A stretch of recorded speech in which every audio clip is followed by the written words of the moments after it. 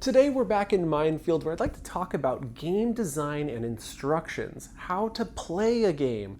You could easily write in text that explains how to play a game, but no one's going to read it. These instructions are a great example of how you should do it. And I have to give huge props to Up to Late for designing this one, and another huge shout out to Wafflecopters who gave us the inspiration and told us to get rid of our giant wall of text and reduce it down into this.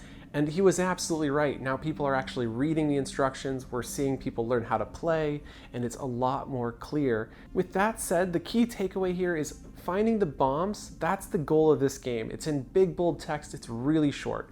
Then we have 3 different small tips, and they've got a big visual element. The text is actually relatively small to the visual element. It clearly explains that there are no bombs around a 0. 3 means there's 3 bombs. You don't even have to read the text to understand what's happening here. And when you do read the text, you learn that the blue tip marks it as a number. The red tip marks it as a bomb.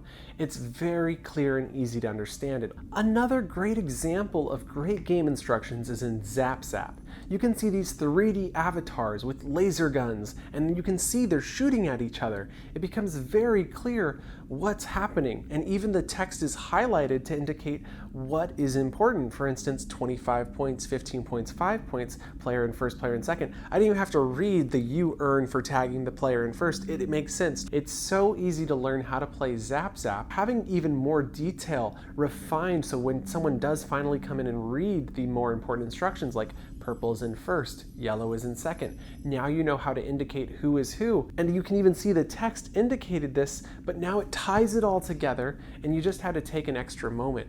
So putting in little design elements, whether it's color or just small bits of text here and there that are not important but people will pick up later, and keeping it short. These are key elements to great instruction design. But in addition to instruction design, game design being intuitive itself is also very important. For instance, grabbing this gun, firing.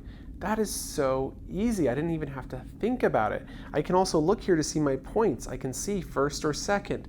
It's so great that I can quickly understand what is happening in the game. And on the scoreboard, it's very clear that I have total wins of 10, and I'll even be able to see all my stats here. Whether or not you're a novice or an advanced player, you can really dive deep in both the instructions and the scoring. I absolutely love Zap Zap. Huge shout out to Waffle and his amazing design, and for inspiring us all to make better instruction design. In VR with KR's Diamond Rooftop, there's this amazing ping pong minigame, and it's so obvious that when you grab this pong ball, your intent is to throw it through the hoop. And you have another one. This minigame is very intuitive and requires no instructions, and at the surface level you can have fun throwing this around, but again, as you delve deeper, you start to see scoring, timing, and there becomes a lot of layers to it. But what I love about an intuitive game is that you can jump in without any instructions and have fun. Another great example of this is whack, where you grab a paddle and it's clear. You whack the ball and send it flying, and then you see your number, and the goal is to see how far you can go. This game required nothing but a scoreboard to explain how to play, and that is also amazing instruction design. So by having it clear that there's a grabbable paddle, having the ball placed in such a way. Intuitive games are another great form of instruction design. Whether you're making a game with visual instructions or a clear scoreboard, or even a fun mini game like Cornhole where there's no instructions, no scoreboard, it's all about just getting in and having fun. I cannot wait to see how you implement these tricks in your game design. If you've got your own tips, make sure to leave them in the comments. Thank you so much for joining us in another video. If you haven't already, please subscribe and like the video. It really helps our channel grow and I really appreciate it. We'll see you in the next one.